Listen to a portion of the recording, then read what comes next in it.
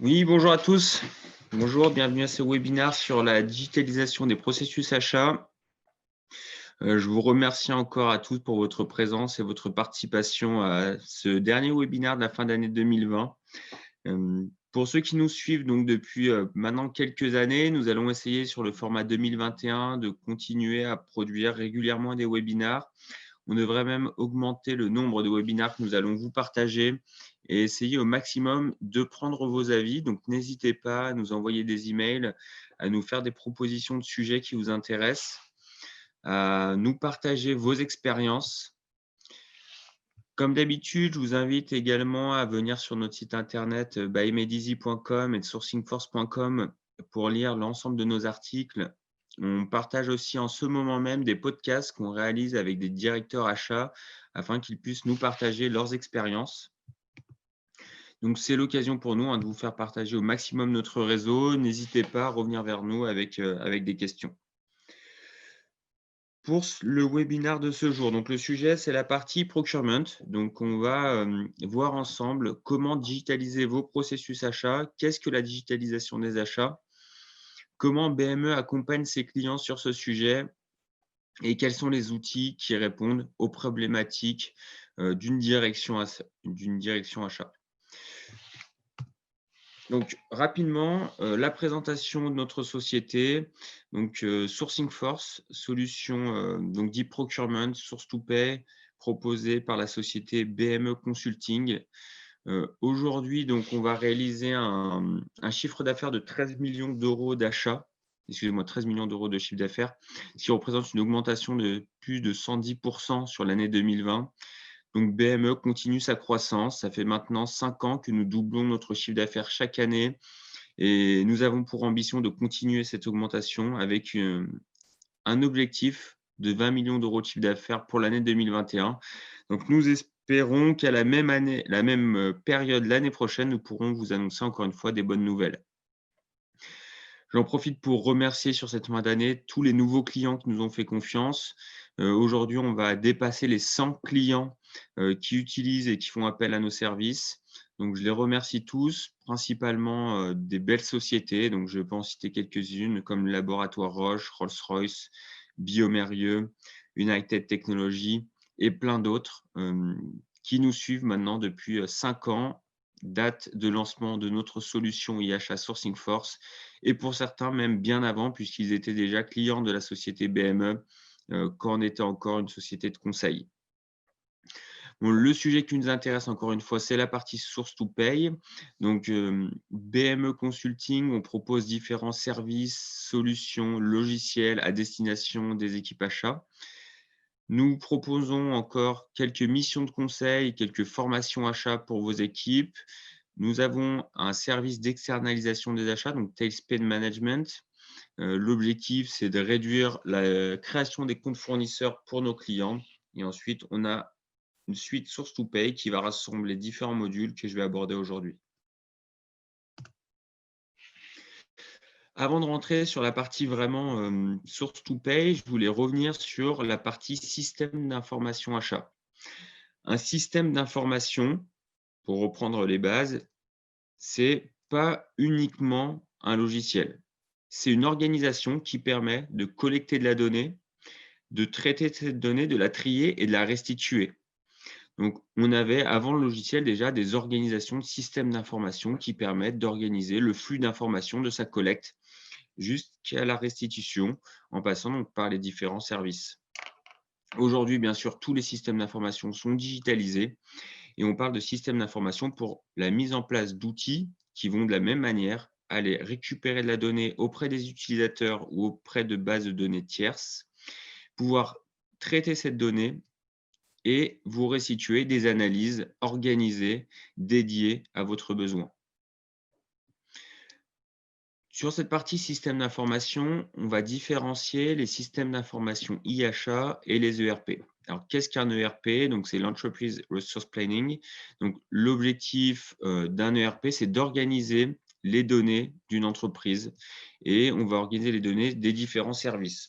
Un ERP, il a surtout une fonctionnalité transversale, c'est-à-dire qu'il va couvrir l'ensemble des besoins de l'entreprise. Donc, on va aller aussi bien sur une compréhension du système de production, une analyse et une collecte des données financières et un traitement de la comptabilité, la gestion des achats qui va un peu plus nous intéresser aujourd'hui, la gestion du stock, de la logistique, la gestion de la vente, la gestion des ressources humaines et la gestion des projets. Chacun de ces services a des besoins qui lui sont propres. Vous imaginez bien que s'ils sont tous connectés, la vente et la production ont certains liens, mais ont une organisation et des équipes différentes. Et c'est de même pour la gestion des achats. Donc, les équipes achats et les équipes de vente, au final, même s'ils sont connectés, puisqu'on achète souvent en fonction des ventes qui sont réalisées, au final, les données communes sont limitées. Donc, l'objectif de ces outils digitalisés en termes de système d'information, ça va être surtout l'automatisation des process. Donc, on va essayer au maximum d'automatiser certaines opérations. Donc, on va détecter des actions sur lesquelles il y a peu de valeur ajoutée, qui sont chronophages et qui peuvent être facilement automatisées. Et la première chose, ça va être donc de pouvoir trouver des solutions d'automatisation. Une autre, un autre apport important, c'est de pouvoir donner une vue globale sur l'ensemble des informations qui passent à travers vos services ou même au travers de l'entreprise. Donc, on va pouvoir récupérer l'ensemble des données de l'entreprise et vous donner à chacun d'entre vous une vision unique qui va défendre de votre besoin pour piloter au quotidien votre fonction.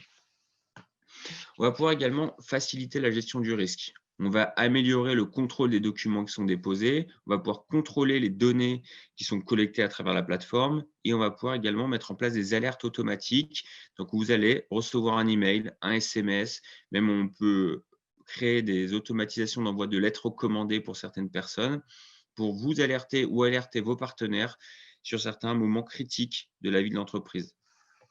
Et en dernier, la partie image. Donc, c'est pouvoir, grâce à l'ensemble des données qui sont collectées, pouvoir partager ces informations auprès de votre direction, auprès de vos équipes et également auprès de vos partenaires, fournisseurs ou clients pour leur donner un maximum de données pertinentes sur votre organisation. Le SIHA, lui, il va venir s'implémenter au milieu donc de ces systèmes d'information. Donc, c'est pour ça que très souvent, même dans quasiment 99 des cas de nos clients, on va venir s'interfacer avec le RP et on va venir en surcouche de la brique achat de votre ERP.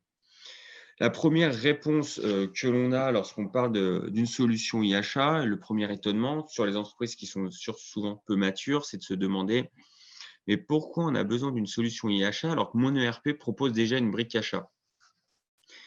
Bah, je vais vous répondre, c'est qu'un ERP, il répond à énormément de besoins différents au d'une organisation, donc il est très peu spécialisé. Il va répondre à certaines problématiques achats, mais il est très peu flexible, donc il est peu paramétrable, donc on va avoir du mal à l'organiser d'une manière pour qu'il réponde à un besoin spécifique de votre société, et encore moins est-ce qu'il puisse répondre à un besoin spécifique de votre métier à vous, à l'intérieur de cette société. Donc c'est pour ça qu'il y a maintenant des sociétés telles que BME qui se sont spécialisées dans la production de solutions e-achat. Et notre objectif, c'est plus uniquement de répondre à ces besoins achats à travers un prisme de la logistique ou de la production, mais c'est vraiment de vous apporter des outils qui vont simplifier la vie au quotidien, vous enlever un maximum de tâches à faible valeur ajoutée et qui vont couvrir un maximum de fonctionnalités utiles à la direction achat.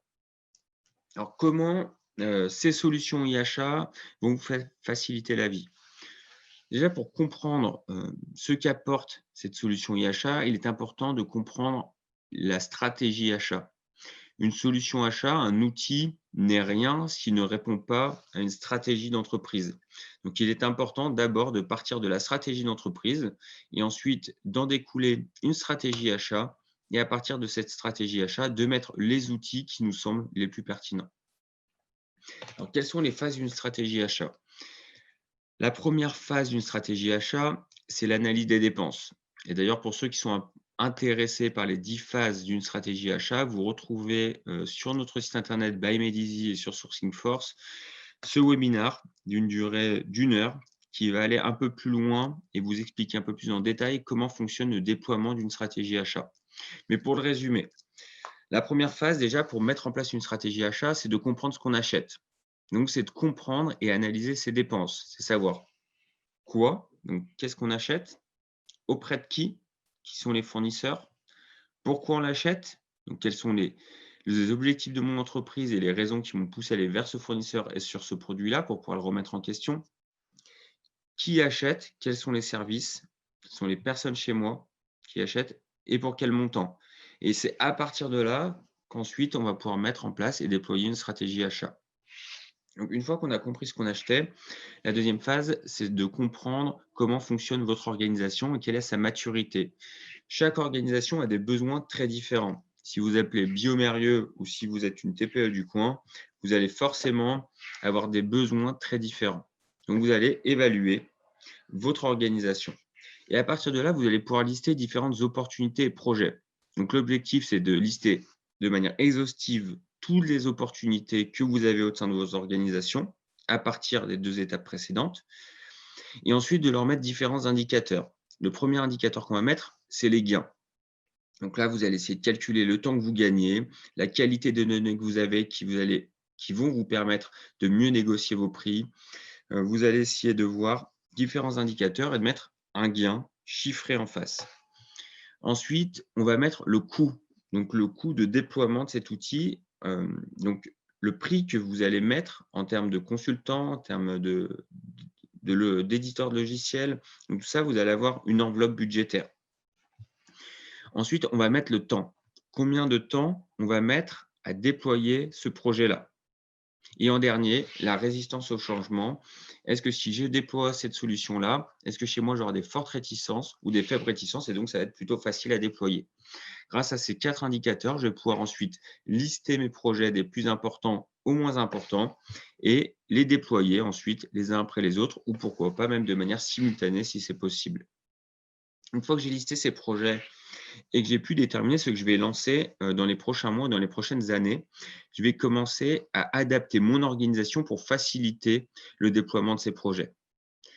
Si vous voulez mettre en place une solution d'e-procurement ou mieux analyser vos dépenses, il est très important déjà de comprendre quelles sont les données qui rentrent dans votre organisation, comment elles sont traitées, quelles sont les personnes qui sont à l'origine de ces données et comment vous allez peut-être pouvoir les réorganiser pour faciliter la migration vers une nouvelle organisation.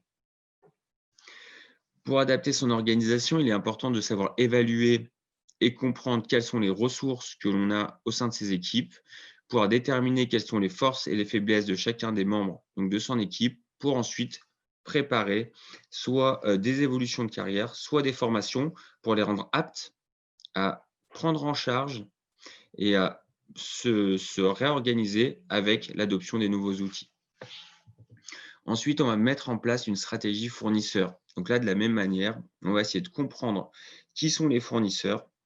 Est-ce que je travaille avec un large panel de fournisseurs? Est-ce que je suis sur des familles qui sont critiques, qui sont simples, qui sont lourdes?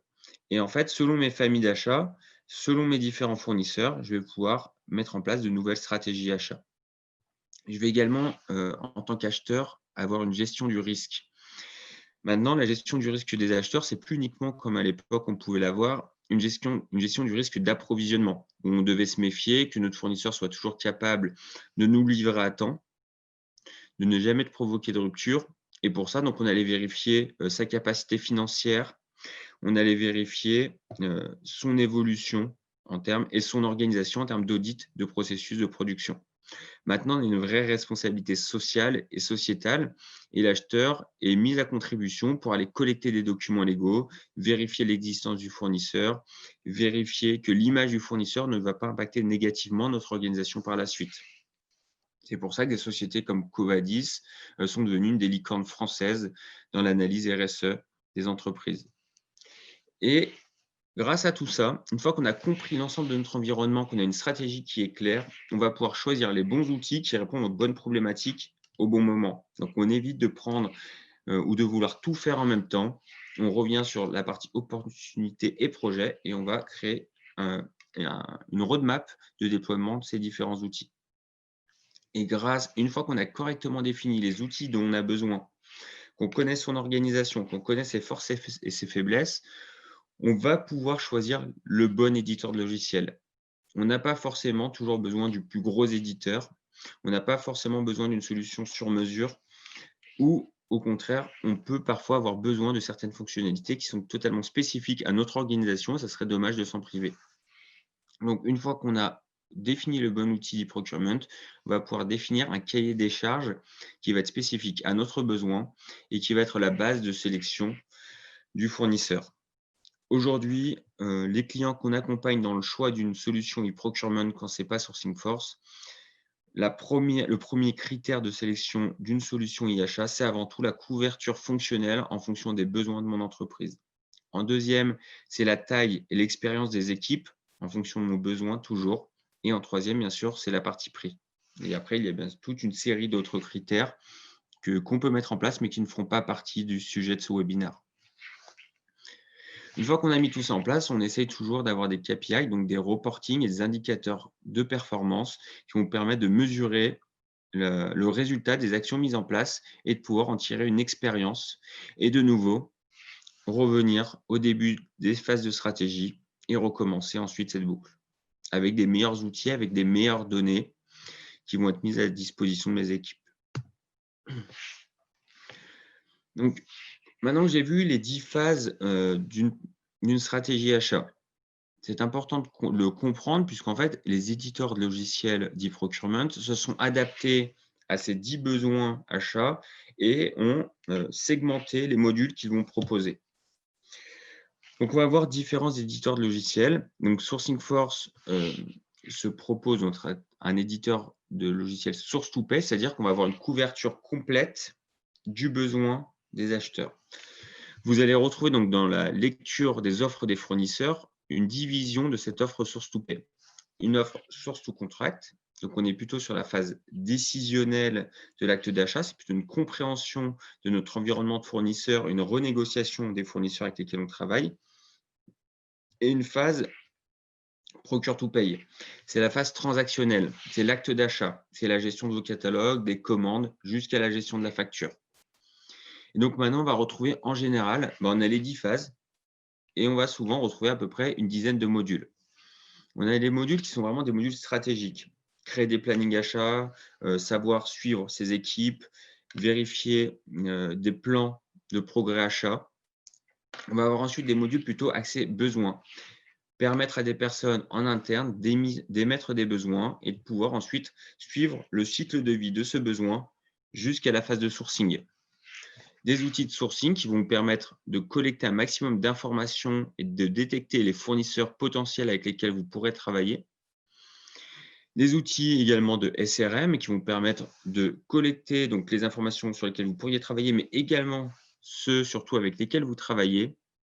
Si je prends petit à petit donc, cette phase de processus achat, des outils d'appel d'offres qui vont vous permettre d'intégrer des cahiers des charges, de mettre des plannings de gestion des appels d'offres avec des dates limites de réponse pour vos fournisseurs, préparer des équipes projets qui vont interagir chez vous sur cet appel d'offres-là, le proposer donc en automatique via des relances email auprès de vos fournisseurs, donc partager les cahiers des charges, proposer une grille de réponse dans lesquelles vous allez forcer votre fournisseur à répondre pour que l'outil ensuite puisse auto-analyser et collecter bien sûr et ensuite auto-analyser les réponses des différents fournisseurs.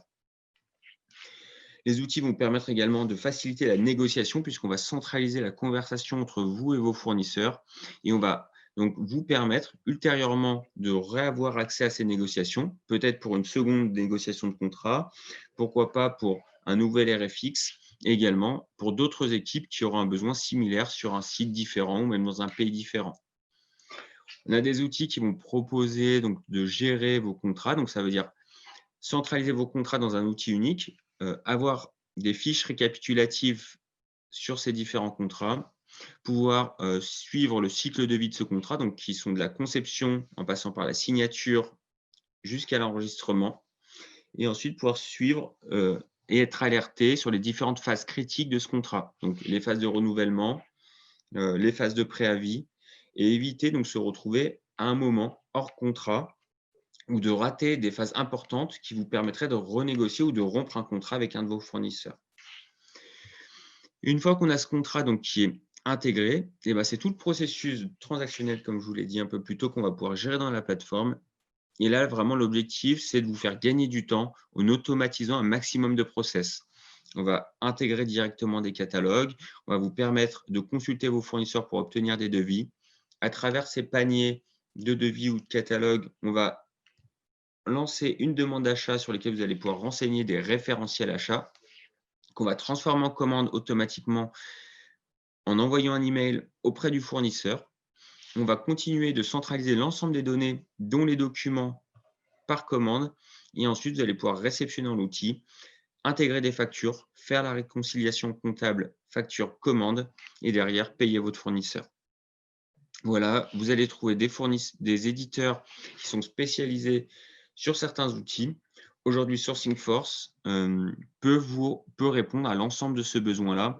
Il a pour vocation d'amener un seul outil qui peut répondre à tout ça pour centraliser les données et faciliter les communications entre ces différents modules.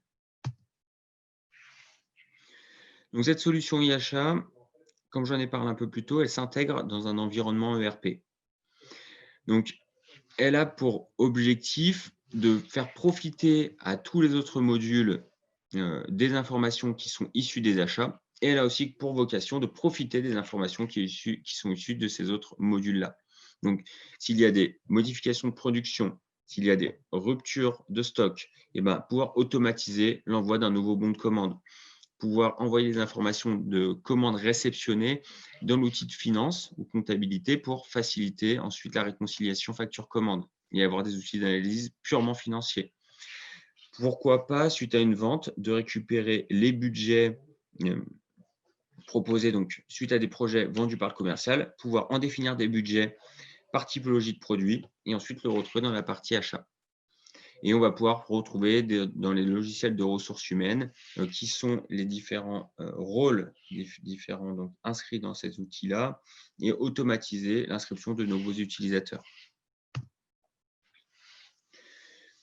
Donc, on va retrouver donc dans la partie source to contract, donc qui est la brique 1 plutôt décisionnelle, les différents outils donc, que je vous ai déjà cités, donc la partie plutôt pilotage, on va aller chercher de la performance fournisseur, de la gestion de litige, du suivi d'engagement, la récupération d'indicateurs clés sur les différents fournisseurs. Les outils de stratégie, on va pouvoir intégrer des matrices de Kraljic, des analyses SWOT, des matrices de risque, des matrices de contraintes. Donc tout ça aujourd'hui, c'est des données que vous avez.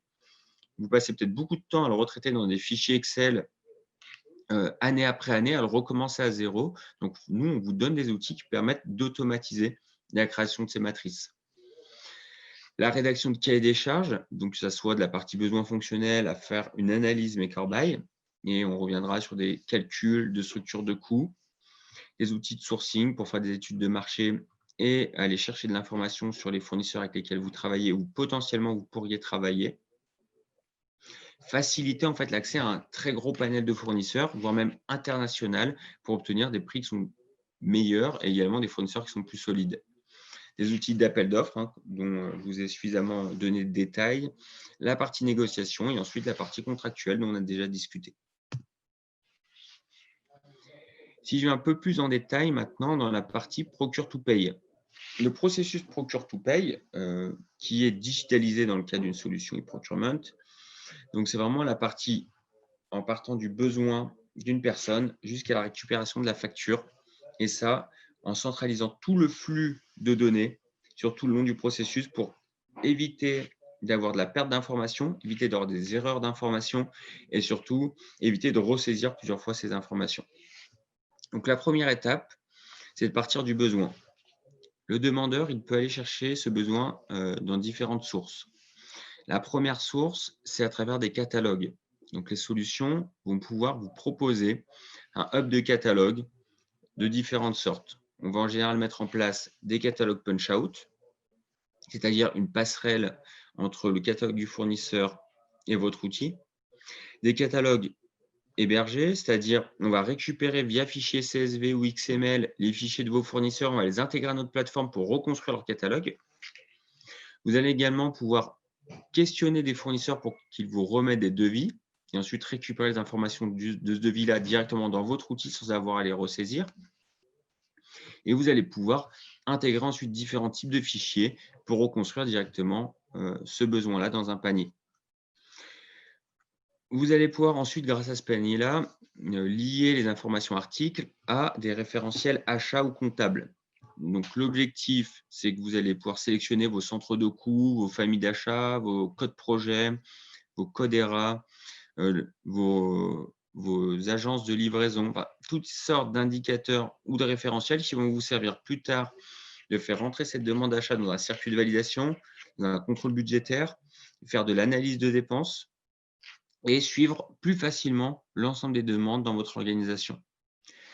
Cette demande-là, une fois qu'on l'a liée à ces référentiels, on va pouvoir aller interroger les bons circuits de validation et les bons budgets. Ces personnes vont recevoir automatiquement un email, mais elles peuvent également aller chercher sur leur tableau de bord les informations qu'on attend de leur part ou les commandes pour lesquelles ils sont en attente de validation. Une fois que la demande d'achat est validée, ça va générer un bon de commande en automatique vers votre fournisseur avec une pièce jointe, donc le PDF et différents éléments supplémentaires, vos codes de conduite achat, vos chartes achats, des documents qui vont vous retourner signés si nécessaire et si ça n'a pas déjà été demandé au moment de la création du fournisseur. Donc à ce moment-là, le fournisseur reçoit un bon de commande. Il va pouvoir directement dans ce bon de commande-là, donc qui est un email avec une pièce jointe majoritairement, accuser réception du bon de commande. On peut même aller même plus loin. On peut interfacer notre outil avec l'outil du fournisseur pour lui envoyer l'information du bon de commande directement dans son ERP à lui et faciliter la prise en charge et accélérer cette prise en charge. Le fournisseur a reçu votre bon de commande, il vous a communiqué à travers notre outil des délais de livraison. Vous allez ensuite recevoir la marchandise chez vous, parfois au magasin, parfois à l'accueil, parfois directement au demandeur. Donc là, on va pouvoir permettre différents systèmes de réception. La réception par quantité, la réception par pourcentage, la réception par montant, des réceptions excédentaires, au contraire des réceptions soldées parce que vous ne recevrez jamais la marchandise escomptée, des alertes automatiques entre le magasin et la personne qui a émis le besoin pour l'alerter que sa marchandise était arrivée, de la gestion de stock, la gestion de régularisation de factures. Il y a différentes méthodes de réception qu'on va pouvoir mettre en place pour avoir toujours comme objectif faciliter le suivi de vos commandes et d'éviter les doubles saisies et d'automatiser l'envoi d'informations vers les interlocuteurs intéressés.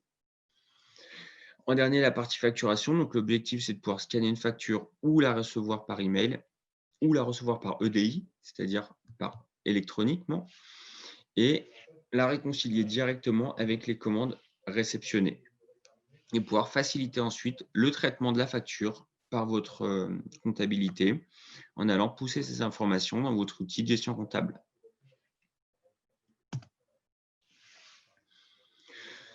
Donc voilà, on est passé rapidement sur les différentes grandes fonctionnalités d'un outil e-achat, e-procurement. Donc bien sûr, l'objectif numéro 1 du déploiement de ces outils-là, c'est d'avant tout de gagner du temps. C'est raccourcir le temps d'approbation. Donc c'est ces différentes étapes où aujourd'hui, vous remplissez un document, vous allez voir votre directeur achat, vous allez voir votre directeur financier, vous allez voir le chef de projet, vous leur demandez des accords, des signatures, des informations. Tout ça, ça vous fait perdre énormément de temps. Et bien là, l'objectif, c'est d'automatiser les informations et donc centraliser ces informations pour que chacun, en fonction de son métier, ait un accès qui lui est propre et va automatiquement renseigner ce qui est nécessaire. Donc, on va pouvoir diminuer les temps de traitement des appels d'offres, diminuer les temps de traitement de factures et vous libérer du temps pour aller utiliser ce temps-là sur des tâches à plus forte valeur ajoutée qui va apporter de la différenciation pour votre entreprise, qui vont vous permettre de réaliser des objectifs un peu plus ambitieux. Donc ça, c'est l'objectif numéro 1, gagner du temps. L'objectif numéro 2, ils sont quasiment par ordre décroissant d'importance, c'est le pilotage. Vous avez toutes ces données maintenant qui sont maîtrisées, qui sont justes parce qu'elles sont automatiques. Et vous allez avoir au quotidien des informations clés en temps réel qui vont vous permettre de prendre les bonnes décisions, d'être beaucoup plus réactives et qui vont vous permettre pour votre entreprise de détecter les opportunités et les menaces. La conformité, comme je l'ai dit, vous êtes de plus en plus responsable dans vos organisations à aller chercher la conformité de vos fournisseurs, à vérifier que les procédures internes sont respectées. Et ben, en mettant tout ça dans un outil, vous vous assurez que les documents que vous allez collecter sont conformes. Vous allez vous assurer que les fournisseurs vous ont restitué ces documents et vous assurer que les processus internes sont respectés. Mettre en place l'automatisation de systèmes de contrôle. Donc, par exemple, vous avez mis des procédures ou des règles qui empêchent d'aller chercher, créer des nouveaux fournisseurs pour certaines familles d'achat. On va pouvoir vous permettre de limiter l'accès à certaines informations ou actions pour les différents interlocuteurs de votre organisation. Cette efficacité qui est issue en fait des 4 points précédents. Et en dernier, la partie finance, puisqu'en réduisant les coûts transactionnels, en améliorant l'information sur vos commandes, et ben vous allez pouvoir mieux gérer le paiement de vos fournisseurs, optimiser votre trésorerie, éviter d'avoir des contrats qui arrivent à terme sans que vous ayez eu l'information pour aller renégocier ces informations. Et donc, automatiquement, vous allez accroître vos économies et apporter directement de la valeur ajoutée à votre service financier et aux objectifs de l'entreprise. Donc, on a listé les gains. Il faut bien sûr aussi lister les coûts et vérifier quel est l'équilibre entre les gains et les coûts dans le déploiement d'une solution e-procurement. C'est un exercice qu'on peut faire avec vous. Si vous avez des projets, n'hésitez pas à nous en faire part. On a des simulateurs, on a de l'expérience, on peut aller vérifier le coût global qu'aura le déploiement d'un projet versus les gains que vous pouvez attendre. Donc, on a pas mal parlé des gains directs. En face, on a les coûts. Donc, les coûts sont de différentes formes. On a déjà la gestion de projet, c'est-à-dire en interne, eh ben, ça va nécessiter la rédaction d'un appel d'offres, ça va nécessiter l'accompagnement au changement, ça va nécessiter une mission de cadrage avec parfois le prestataire ou parfois des prestataires externes. Faire intervenir les différents intégrateurs, à la fois les intégrateurs, bien sûr, de notre éditeur sélectionné sur la partie achat, mais surtout parfois des intégrateurs sur la partie ERP qui vont devoir venir créer les interfaces pour faciliter donc le flux d'informations. Donc ça, en fait, sur le lancement, c'est le coût le plus important. Ensuite, on a la partie abonnement. Donc aujourd'hui, on fonctionne énormément sur des solutions qui sont dites SaaS, Software as a Service. C'est-à-dire que vous payez un abonnement qui vous donne le droit à un accès à cette solution qui est hébergée sur un serveur tierce. Donc vous allez payer des abonnements qui vont inclure le support utilisateur, la maintenance, les évolutions de la plateforme, l'hébergement de cette plateforme. Et en dernier, le déploiement. Donc, ça va être d'intégrer toutes vos données dans la plateforme. Donc, intégrer les données de vos fournisseurs, intégrer vos différents catalogues, configurer les paramètres pour que la solution puisse correspondre exactement aux besoins de votre organisation. Et en face, on a des gains donc, que j'ai déjà cités dans le slide précédent qui vont vous permettre de faire des gains immédiats en améliorant votre trésorerie, en allant chercher des économies et un peu plus indirects grâce à l'augmentation de l'efficacité de votre organisation. Un petit business case, Rolls-Royce. Donc, je ne vais pas aller trop loin parce qu'on n'a pas non plus le temps, mais je vous invite encore une fois à visiter notre site internet ou à nous consulter pour avoir plus d'informations. Et on pourra, donc, grâce à notre expérience, vous guider dans la sélection de votre propre outil e-procurement. Donc, Rolls-Royce est venu nous voir il y a maintenant quelques années avec différentes problématiques. La première problématique, c'est qu'ils passaient énormément de temps à acheter sur des fournisseurs qui avaient pourtant des catalogues. Leur demandeur allait sur Internet, il recopiait la référence, il retournait dans SAP, il recopiait les références qu'il y avait sur le catalogue du fournisseur dans SAP. Deuxième chose, ils avaient une faible automatisation des circuits de validation. La personne, une fois qu'elle avait eu la demande d'achat dans SAP, elle devait parfois imprimer ce bon de commande et le faire signer par certaines personnes clés de son organisation ou passer par des emails qui avaient très peu de réponses et qu'elle devait créer elle-même et relancer elle-même selon la typologie de demande. Ensuite, ils avaient des problèmes au niveau de la réception en interne, c'est-à-dire que le magasin réceptionnait des produits, ils devaient eux-mêmes aller relancer le demandeur pour l'alerter que le produit était réceptionné et le demandeur lui-même réceptionnait rarement dans l'ERP. Donc, on a mis en place des outils qui permettent d'automatiser l'envoi d'emails auprès du demandeur et de lui faire des rappels automatiques sur le fait qu'il n'a pas réceptionné son produit alors qu'il aurait dû. Et donc, on a mis en place ces différentes phases à l'intérieur de Sourcing Force et qu'on a interfacé directement avec l'ERP et avec les différents catalogues.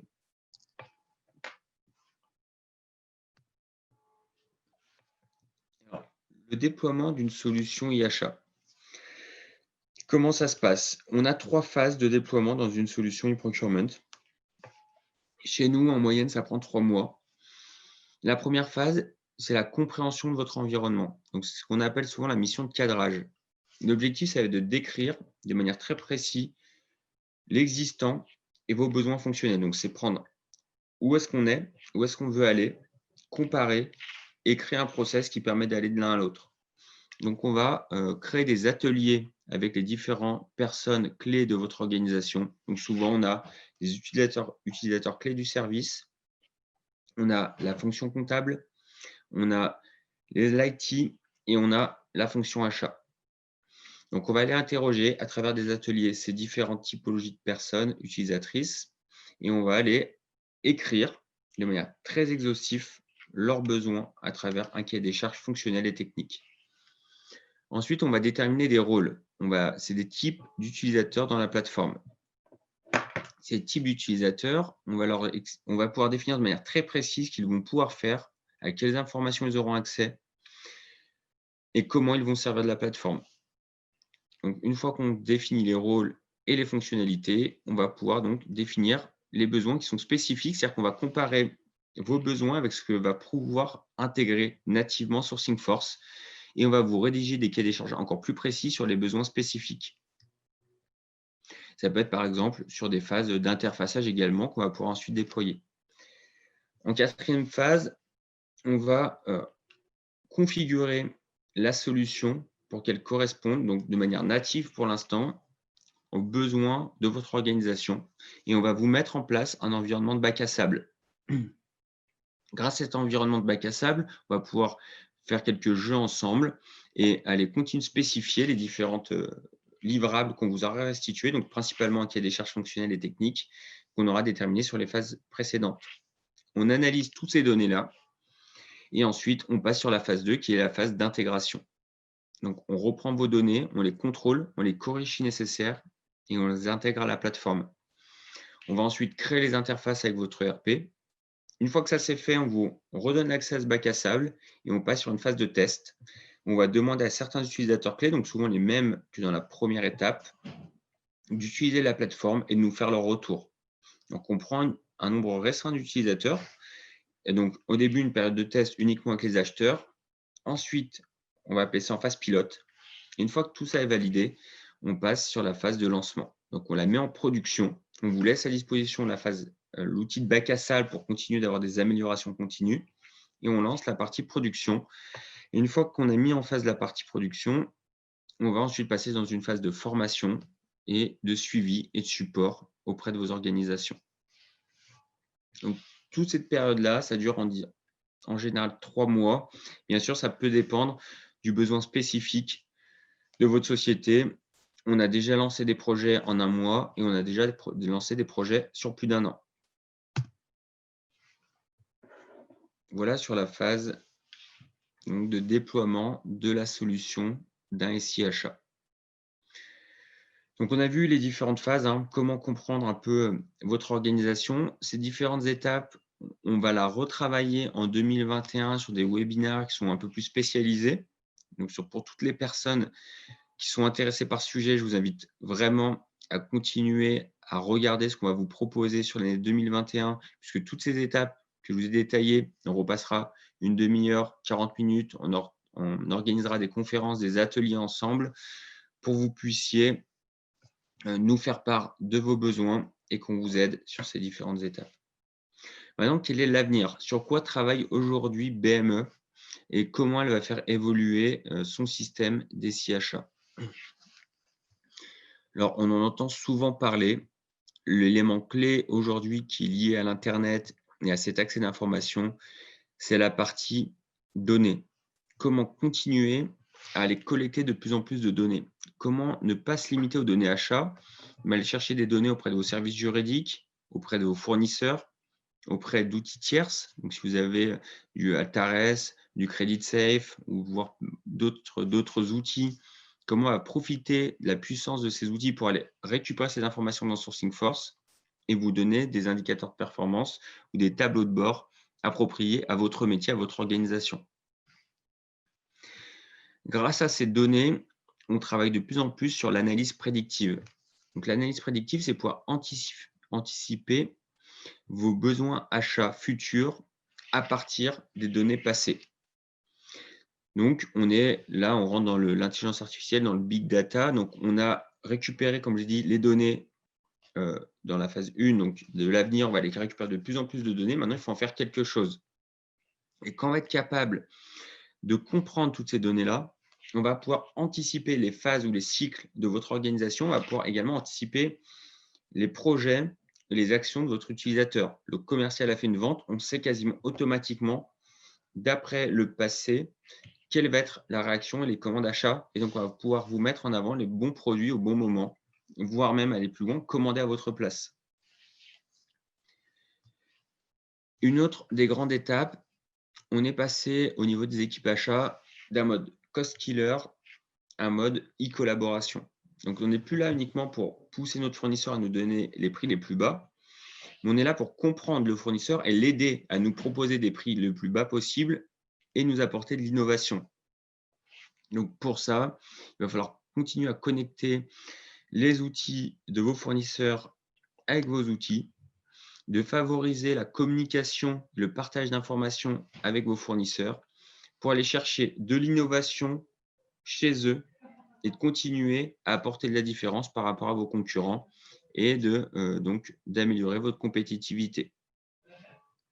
Donc pour ça, il faut créer de vrais partenaires métiers et leur donner pourquoi pas des accès à vos SI, favoriser l'échange, favoriser la prise de rendez-vous, suivre l'évolution de ces innovations et les intégrer de plus en plus à vos processus achats. Ensuite, donc, c'est de plus en plus avoir des SI achats intégrés et étendus, c'est-à-dire qu'on va, ça reprend un peu la partie 1, c'est qu'on a une couverture métier de ces SI, donc c'est pouvoir continuer à les intégrer entre eux, les interfacer entre eux, et donc faire du SI achat un outil central et plus un outil périphérique comme c'est le cas aujourd'hui, et de pouvoir à la fois donc centraliser les besoins des différents métiers. L'accélération du SaaS et du cloud, donc ça, c'est des choses qui sont déjà en cours, mais qui vont continuer à augmenter. On avait, dans les années 80-90, déjà des outils d'e-procurement qui étaient existants. Donc très rudimentaires, loin des fonctionnalités qui peuvent être proposées aujourd'hui. Mais on avait des outils qui étaient installés chez les clients directement. La problématique, c'est qu'à chaque fois, il fallait refaire un déploiement complet.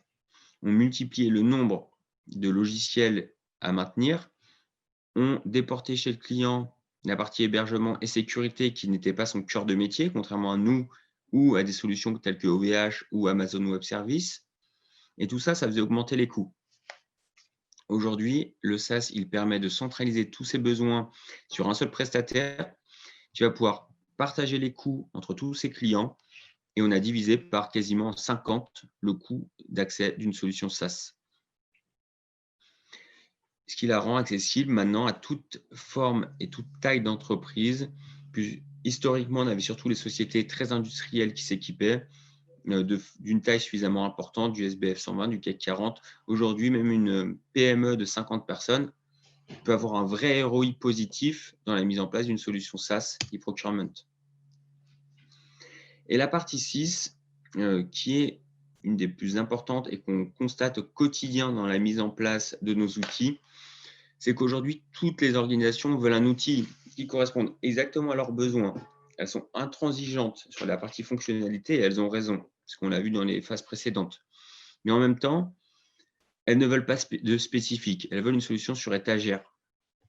Elles veulent quelque chose qui est déployé rapidement, sans avoir à tester de nouvelles fonctionnalités, qui serait un risque, qui serait de la prise de temps. Donc maintenant, on essaie de faire des solutions qui sont de plus en plus configurables, personnalisables, sans développement spécifique, donc sans code et sans intervention de l'équipe technique. Donc on essaye de faire des API qui permettent de faire de l'interfaçage sans développement, des circuits de validation complètement configurables, des rôles utilisateurs. On va avoir détaillé chaque bouton, chaque action qu'on va pouvoir activer ou désactiver, récupérer de manière configurable également toute l'organisation de l'entreprise. Donc là, c'est un des gros enjeux des éditeurs de logiciels IHA, c'est de pouvoir gérer cette partie standard spécifique simultanément. On est sur la fin de ce webinaire. Donc, la dernière partie, pareil, ça pourrait mériter, je pense, un webinaire à lui tout seul. C'est quelles sont les différentes étapes, pas projet, mais les différentes étapes de la mise en place d'un SIHA. Donc, ça va un peu résumer ce qu'on a pu se dire. Mais là, c'est plutôt en amont du lancement de projet, comment je choisis mon interlocuteur, quelles sont les différentes phases. Parce que souvent, la problématique des acheteurs, c'est pas de prendre conscience du gain que pourra apporter une solution IHA, ça ils l'ont. C'est d'obtenir les soutiens en interne, aussi bien auprès de la direction, mais des équipes, pour mener à bien ce projet. Donc déjà, on revient sur la première phase précédente, qui est la compréhension des différentes phases de stratégie achat et de faire intégrer et de faire percevoir en quoi les achats participent à la stratégie de l'entreprise. Une fois qu'on a fait ça, on va, comme j'ai déjà expliqué, définir un projet et définir un plan d'action. Et pour ça, il faut comprendre son organisation, ses objectifs, la culture.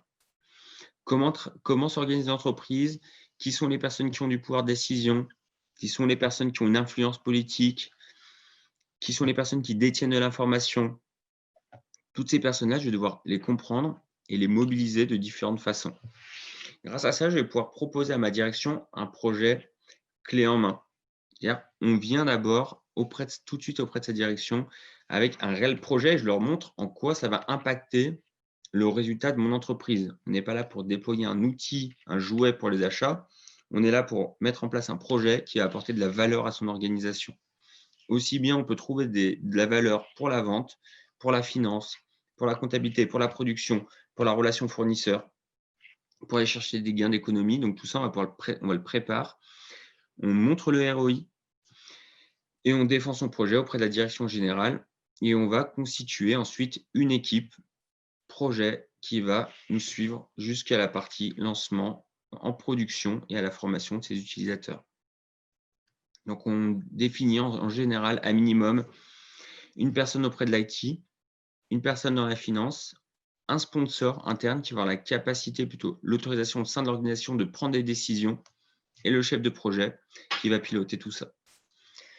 Ça, c'est la première équipe. Mais ensuite, je vais devoir trouver en interne des ambassadeurs.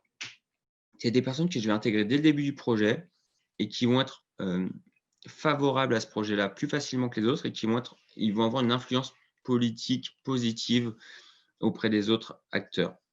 En général, chez nos clients, on a à peu près 20% des personnes qui sont très motivées par des nouveaux outils, très motivées par le projet, qui sont moteurs. 20% des personnes qui sont totalement réfractaires au changement et qui veulent entendre parler de rien. Et 60% qui sont complètement neutres et qui se disent « j'attends de voir et on verra ce que ça apporte ».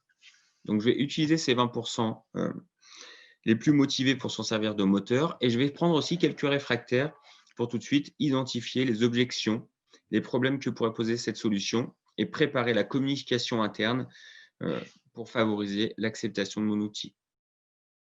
Donc, je vais pouvoir ensuite organiser le changement en interne. Donc, comme j'ai dit, vu qu'on a bien compris son organisation, on a bien compris les acteurs, je vais mettre en place une stratégie de communication, des ateliers, de l'emailing interne, du marketing interne, différentes participations de ces acteurs au projet, des prises d'informations auprès de ces personnes pour comprendre comment ils travaillent, les montrer qu'on les implique et qu'on fait attention à leurs besoins à eux. Une fois que tout ça est préparé, je vais pouvoir choisir mon infrastructure, donc quels sont les outils dont j'ai besoin, quels sont les référentiels et les données dont je vais avoir besoin pour mettre en place cet outil, Est-ce que je vais pouvoir comment je vais me reposer sur mon éditeur de logiciel, pour le déploiement ou qu'est-ce que je vais pouvoir traiter en interne? Est-ce que je vais externaliser certaines prestations ou est-ce que je vais les garder? Donc tout ça, je vais le définir grâce à tout ce que j'ai pu, préparer en amont. Et en dernier, donc je pilote la phase de transformation, donc je déploie toute la stratégie que j'ai mis en place et les choix que j'ai pu, effectuer sur cette partie projet. Et je vais continuer, bien sûr, une fois que le projet est lancé, une fois que la formation est faite, une fois que mes utilisateurs, sont, connectés à l'outil, je vais continuer de vérifier que l'utilisation de cet outil-là et travailler avec mon éditeur pour déterminer de nouveaux plans d'amélioration, plans de progrès, plans d'action pour les années à venir. Donc voilà, je vous remercie pour votre participation à ce webinaire. Je vous invite à nous poser des questions, soit par email, soit nous appeler directement pour qu'on puisse vous expliquer comment on accompagne nos différents clients sur leur mise en place d'un outil d'e-procurement, quels sont les différents services qu'on peut proposer, qui sont nos équipes, et on se fera un plaisir de vous partager l'ensemble de ces informations. Encore merci pour votre participation. À bientôt pour un prochain webinaire et n'hésitez pas encore, vous pouvez voir tous les replays de ces webinaires sur notre site internet bymedizy.com et sourcingforce.com. Merci et à bientôt.